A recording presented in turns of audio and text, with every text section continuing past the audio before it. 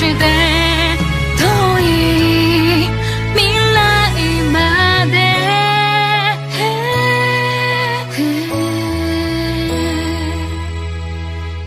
Halo guys, balik lagi channel Pilar Anime, channel diskusi seputar anime.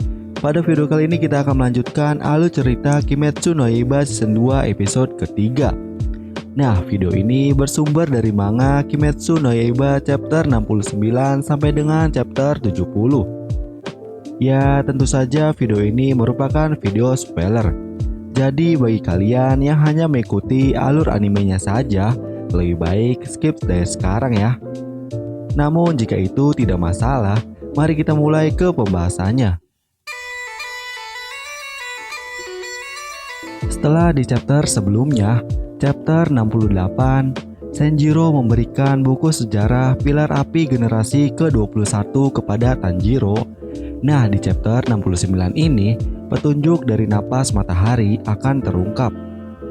Namun sayangnya, buku catatan sejarah Pilar Api yang disimpan dengan baik ternyata telah rusak, atau bisa dibilang buku tersebut telah dirobek tuh guys.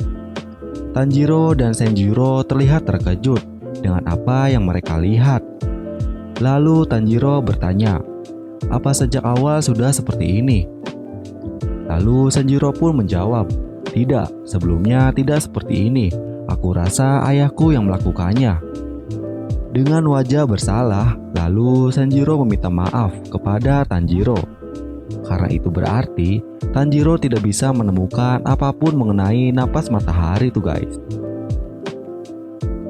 Nah, lalu Tanjiro berkata, jika ini bukan kesalahan Senjiro. Ia pun sudah tahu apa yang harus dilakukannya saat ini. Ya guys, Tanjiro yang memiliki kepribadian yang tidak mudah pantang menyerah, bertekad akan berlatih lebih giat lagi. Meskipun ia tahu langkah-langkah untuk menggunakan tarian Dewa Matahari belum bisa ia gunakan secara sempurna. Tanjiro pun mengungkapkan ketika ia menggunakan dengan napas fokus penuh, tubuhnya tidak terkendali dan tidak bisa mengimbangi jurusnya tuh guys. Ya, seperti yang kita tahu, jika pernapasan matahari tidak mudah untuk bisa dikuasai oleh pemburu iblis yang tidak memiliki stamina yang kuat. Dan jika saat itu Tanjiro memiliki stamina yang kuat, mungkin saja ia bisa menyelamatkan Rengoku tuh guys. Nah, lalu Tanjiro mengungkapkan jika menjadi kuat tidak ada cara yang mudah dan tidak ada jalan pintas. Ia pun terus bertekad akan berusaha lebih keras lagi. Karena untuk sekarang, ia akan terus melangkah ke depan, walaupun menyakitkan dan penuh penyesalan tuh guys.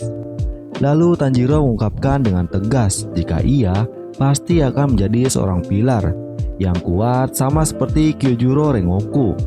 Senjiro yang mendengar tekad dari Tanjiro terlihat sangat kagum. Ia pun sampai meneteskan air matanya. Lalu Senjiro berkata, jika kakaknya tidak akan pernah punya penerus, meski awalnya Senjiro akan menjadi penerus.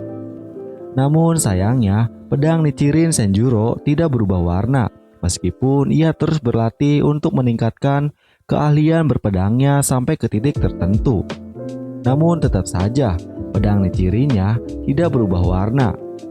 Lalu ia pun memutuskan untuk menyerah menjadi ahli pedang. Dan itu berarti akan memutus sejarah generasi Pilar Api. Namun meski begitu, Senjiro berkata jika kakaknya pasti akan memaafkannya tuh guys. Nah, lalu Tanjiro yang mendengar itu berkata, pilihlah jalan yang menurutmu benar. Jika di kemudian hari ada seseorang yang mengejekmu, aku akan menyundul kepala mereka. Lalu Senjiro berkata, akan lebih baik jika kau hentikan itu. Aduh. Emang si Tanjiro si kepala batu. Nah, setelah percakapan panjang berakhir, akhirnya Tanjiro pamit untuk pulang. Namun sebelum pulang, Senjiro memberikan subah kakaknya kepada Tanjiro. Meski awalnya Tanjiro menolaknya, namun pada akhirnya Tanjiro menerima pemberian tersebut. Lalu panel pun berganti. Di sini kita diperlihatkan ayah Rengoku yang sedang menangis, yang tentu saja teringat akan anaknya tuh guys. Nah, lalu di panel selanjutnya, kita diperlihatkan perjalanan pulang Tanjiro yang sepertinya terlihat sangat kelelahan. Di sini Tanjiro mengalami hipertermia tuh guys. Namun untungnya Tanjiro berhasil sampai di depan kediaman kupu-kupu. Nah, setelah tiba di depan kediaman kupu-kupu, ia melihat seseorang yang telah menantinya dengan menggunakan topeng.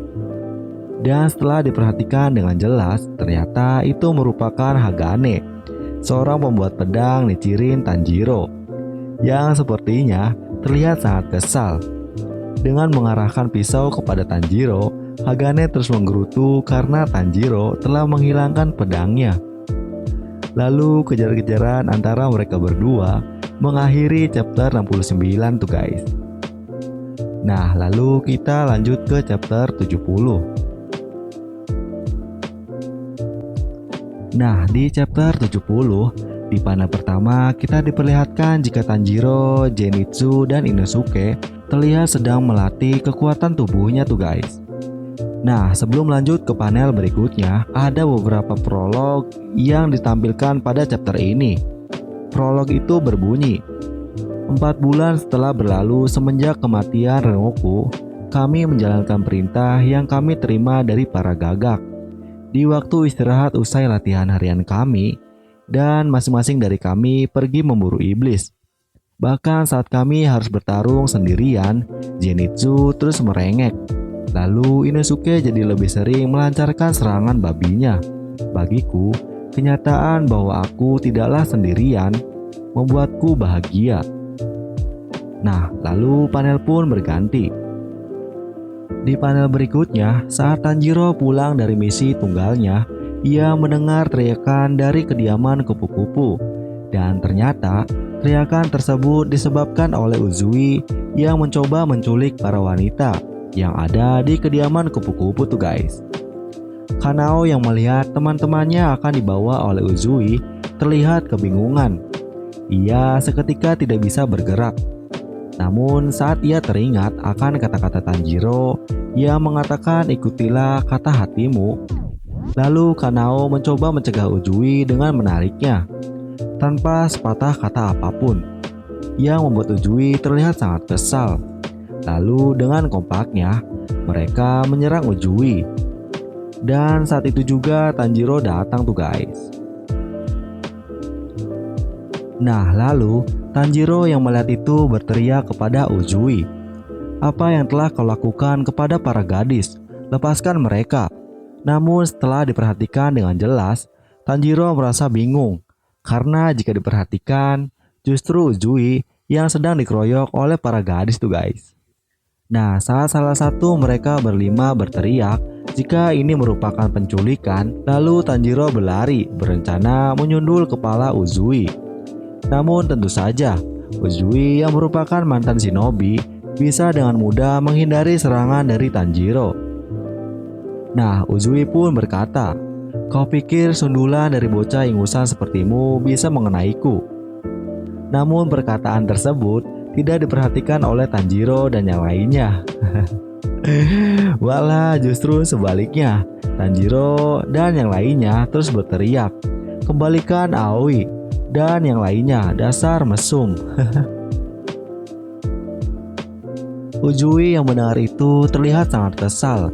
Ia pun berkata, "Bocah sialan, sadarlah siapa yang sedang kalian hina. Aku memiliki jabatan lebih tinggi dari kalian. Aku ini pilar, dasar bodoh." Lalu Tanjiro yang mendengar itu berkata, "Aku tidak menganggapmu sebagai pilar." Parah. Uzui yang semakin kesal lalu berteriak dengan jelas, "Jangan coba aku dengan Selain itu, apa maksudmu? Kau tidak menganggapku seorang pilar. Dasar bocah ingusan."